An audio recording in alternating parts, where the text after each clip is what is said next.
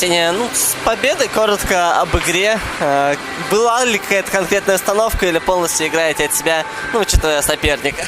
У нас задача попасть на третий этап. Очень хотим съездить на этот итоговый этап всего чемпионата. И поэтому у нас сейчас задача, потому что у нас есть шанс, поэтому у нас есть задача забить как можно больше. Но, к сожалению, у нас первая пятерка, может, даже увидеть по игре, она сыгранная, а остальные совершенно не сыгранные. И поэтому, можно сказать, мы играем в полторы пятерки, потому что с защитниками у нас проблема. Поэтому и вот сегодня пропустили мы 1 гол. Они не разобрались просто, кто, где. А физически вам не сложно будет там в дальнейшем, учитывая, что много игр, и у вас предстоит игра с Кузнечанкой? Сил-то хватит играть в полторы пятерки?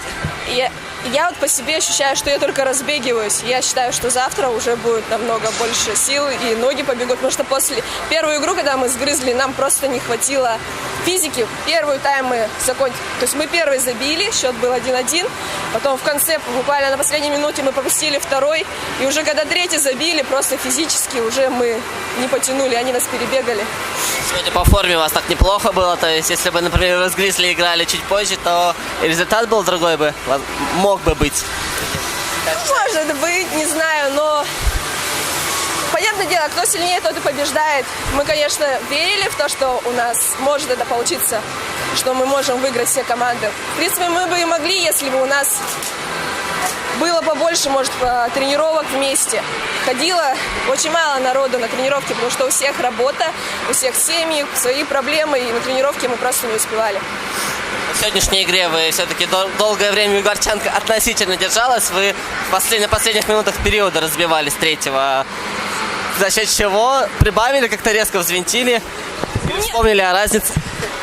Во-первых, мы помнили с самого начала разницы. И вот это волнение, несмотря на то, что мы знаем, что мы сильная команда, сильнее Егорчанки, по крайней мере, волнение сказывалось, несмотря на то, что мы можем, но все равно выходишь, и всегда мандраж присутствует. Все мы люди, это естественно. Поэтому первый тайм у нас прошел очень так тухло. На ваш взгляд, с Кузнечанкой все-таки сможете зарубиться? Вообще, естественно, как по-другому. Мы приехали сюда хорошо выступить, и Кузнечанка наш принципиальный соперник.